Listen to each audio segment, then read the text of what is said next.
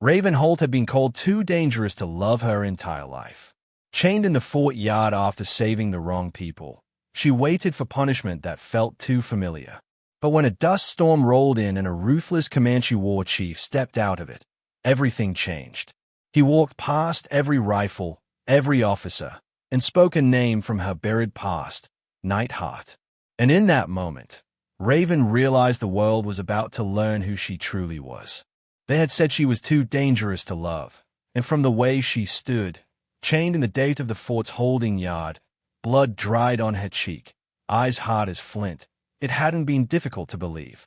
Raven Holt, just 24, had carried a reputation as sharp as her rifle, a frontier scout forged in fire and silence, feared by her enemies and barely tolerated by her own. Men who tried to court her had all backed away, some shamed by her blunt tongue, others wounded by her fists, one even limping from a bullet she claimed missed the rattler and hit the coward instead. Her name stirred both awe and dread around campfires. And now, after defying a direct order to lead settlers out of a raider trap, she had been branded out of control. Reckless. A liability. Soldiers lined the edges of the yard, whispering about how she'd gone too far, how she'd dragged a child half-dead through the canyon but left a supply caravan behind. They didn't ask why. They didn't see her silence wasn't guilt. It was exhaustion. The colonel paced inside his office, calling her a problem. A wild card. A woman with no place in a man's army. But behind Raven's defiance lived a storm of betrayal. She had followed orders before, orders that got good people killed. She had trusted men with medals and polished words, only to be used, dismissed, then condemned the moment she made her own call. And yet there she stood, head held high, as if daring the world to understand her before judging her. Her arms ached from the chains, but her spirit hadn't cracked, because deep down, she still believed in something, someone, worth that fight. The story behind her fury remained locked away, not because she had nothing to say, but because no one had ever earned the right to listen. Not until the dust stirred beyond the gates and a shadow on horseback approached. Not until a ruthless Comanche warrior, feared across 3 territories, stopped at the edge of a world and saw her not as broken or wild, but as a woman who had survived hellfire alone and deserved more than fair. And though Raven didn't know it yet, the man who would break her chains had already been watching, waiting, not to tame her, but to walk beside her into whatever storm came next. The wind had shifted. Low clouds of dust rolled in from the south like an omen, swirling over the dry earth as the fort's watchmen squinted into the haze, gripping their rifles tighter without knowing why. Then the first riders emerged, 15 mounted Comanche warriors, painted, armed, and silent. At their front rode a tall figure cloaked in black buckskin, his face marked not with war paint, but with something colder, stillness. Blackthorn. His name traveled faster than his horse, a war chief whispered about in taverns and command tents alike, known not for speeches or savagery, but for how quickly his silence preceded surrender. Some called him brutal, others called him death in motion. He did not waste breath. He never brought more men than he needed. And he never came twice. When he rode under a white flag, people paid attention, not because they believed in mercy, but because they feared what would follow if they didn't. The fort's gates didn't open by choice. They opened because fear did the math. Officers gathered fast, expecting demands or warnings. But Blackthorn didn't look at them. Not once. Not at the colonel, not at the trembling translator. His obsidian gaze locked on Raven, still chained in the yard like a problem no one could solve. His horse stopped only a breath from her boots. Then, without emotion, he spoke a name no one had ever heard from her lips, Nightheart. The word hit her like a blow. Raven's spine went rigid. Her breath vanished. That name belonged to a life buried so deep she'd sworn it no longer existed. It wasn't a nickname. It was a scar, and only one person alive could know it. The soldiers looked between them, confused. The colonel barked orders, demanded answers. But Blackthorn never broke eye contact. He didn't speak again. He didn't need to. In that moment, Raven wasn't the outlaw scout or the woman in chains. She was Nightheart again, and the fire behind her eyes had nothing to do with rage. It was memory. And fear. Not of him. Of what his presence meant.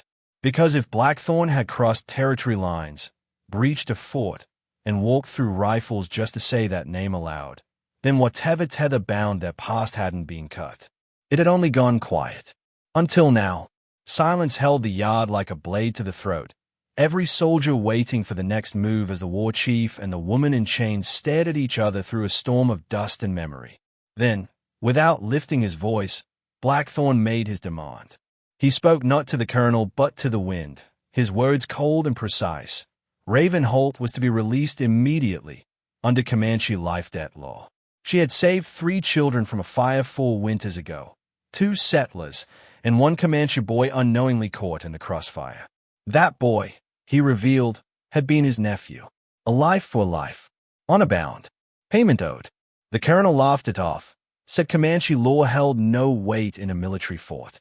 He called it superstition, then threatened consequences. But Blackthorn didn't blink. He simply turned his horse sideways and said one sentence that dropped a chill into every uniform present. "Then we both die here," he said calmly, "and half your men will follow." Guns shifted, hands twitched, even the colonel hesitated, and in that breathless space between pride and fear, Raven made her move. She stepped forward, still shackled, and said 2 words that cut sharper than steel. "I'll go." Not as a prisoner, not as a hostage, but because something in her chest had stirred when she heard that old name. Something old and unfinished. She reached for the key at the guard's belt and unlocked her own chains without asking permission. Every eye followed her as she walked past the colonel, past the fort's walls, and stood beside the war chief. Her boots sank into the dust beside his. No one spoke. No one stopped her. And as the wind tore through the yard and swallowed the fort behind her, Raven didn't look back. Not because she trusted him, but because he had seen her not as a danger, but as someone worth a name. And she needed to know why. The ride through Comanche territory was long and without words, but Raven found herself listening to the quiet between hoofbeats more closely than any battle cry. She had expected to be watched, judged, maybe even led into a trap. But what she found beyond the cliffs was something her world had never taught her to expect. A valley hidden between stone and pine, alive with voices, smoke from cook fires, children racing wild ponies, elders laughing. With the ease of those who'd survived everything and still chose joy. This wasn't the savagery she'd been trained to believe in. It was order, rhythm, home. And Blackthorn, the man called Ruthless, didn't command with fear. He observed, waited, then asked her to follow. Not as servant or student, but something harder, as equal. Her test came quietly. He told her to fight, but only to protect, not to destroy. To track elk, but not through anger. And, hardest of all, to sit beneath the stars and say nothing when old memories screamed to fill the silence. One night, near the fire, it broke. Raven didn't cry. She never did. But her voice cracked as she told him everything. How her fiancé, a fellow scout, had died in an ambush blamed on her. How the commanding officer who sent them ignored her warnings, then needed a scapegoat when the blood soaked the snow. She had been silenced, dishonored, and left to rot in a role that only rewarded rage. So she sharpened herself into a weapon. Because love had failed, and hate had use. Blackthorn listened, not with pity, but with recognition. Then he shared his own scar, the years he had spent leading raids, hardening his heart, until he saw her, covered in blood, shielding a boy she didn't know from fire. In that moment, he had seen not a killer, but a woman fighting for something even she didn't understand. He leaned close, voice like flint on steel. "You are dangerous," he said, "but not because of your rage. Because of the heart you've been trying to bury." Raven didn't speak after that. She couldn't. But she looked at him differently, not as enemy or debtor, but as someone who had seen her not just for what she'd done, but for what she might still become. The peace Raven had found in the valley cracked the moment the scout returned with word of movement to the east. 30 riders, masked and fast, bearing colors not of Blackthorn's people, but of a rogue band that thrived on chaos and revenge. Word spread quickly. They believed Raven had massacred their kin years ago, a lie birthed from rumor and blood-soaked assumptions. The truth didn't matter. Her name alone was enough to draw their fury, and this time, they aimed to burn both the fort and Blackthorn's people in one sweeping raid. Raven felt the weight of it like iron on her chest. Her past wasn't just following her, it was endangering others. And for the first time, she didn't want to fight for survival. She wanted to stop the cycle before more lives paid for her silence. Blackthorn stood beside her, steady as ever, and asked her not to fight as the weapon she had become, but to lead as the woman she was finally allowing herself to be. So she mounted her horse and rode with him toward the fort, dust rising behind them like a warning drum. Soldiers raised rifles at the sight of Comanche riders, ready for betrayal. But Raven stepped forward alone, unarmed, her voice cutting through the tension not with fury, but with calm defiance. She spoke of the raiders, of the lie, of what was coming. And she stood between both worlds, no longer prisoner, no longer scout, but a bridge forged in pain and truth. They came at dawn, just as the mist burned off the grasslands, 30 raiders riding hard with fire in their eyes and old grudges in their mouths. Raven met them head-on, not with the fury that had once ruled her, but with something sharper, purpose. She didn't scream, didn't charge blind. She moved with precision, shielding a soldier with one arm while pulling a wounded Comanche child behind cover with the other. Her rifle cracked only when it needed to. No wasted breath. No wasted blood. Blackthorn rode beside her until a spear, thrown fast and low, found its mark, his side. He didn't cry out. He simply sank from the saddle, his body hitting the ground with a thud Raven had heard in her dreams long before she ever feared losing him. Something inside her tore, not with rage, but with something she'd spent years trying to kill. Love. Not weakness. Not distraction. Love that gave her breath when she wanted to break. She dragged him to safety with strength no one expected and stood tall, rallying both soldiers and Comanche into a single line. No one questioned her. No one hesitated. Under her voice, they moved as one. The raiders fell, not to brute force, but to unity they never saw coming.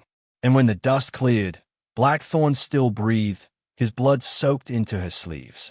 The fort's men looked at her differently now, not as a problem, but as a protector.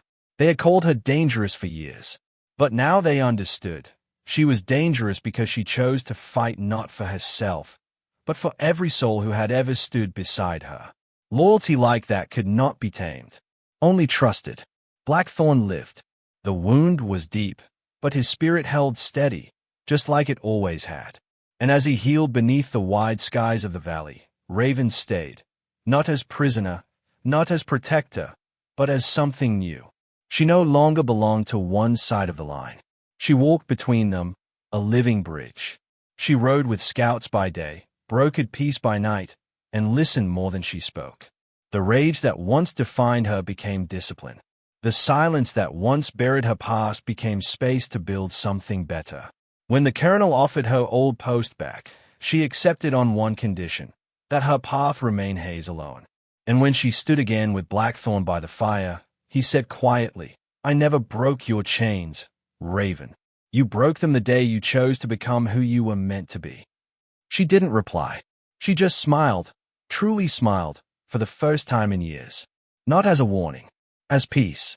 And the fort began to whisper a new name into the wind. Not Nightheart, not outlaw, not danger, but the woman whose soul had been won, not with power, but with truth.